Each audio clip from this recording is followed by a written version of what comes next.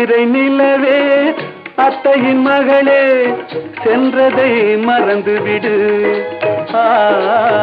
சித்திரை நிலவே அத்தையின் மகளே சென்றதை மறந்துவிடு. உந்தன் பக்தியில் திளைக்கும் அத்தான் எனக்கு பார்வையை திறந்துவிடு.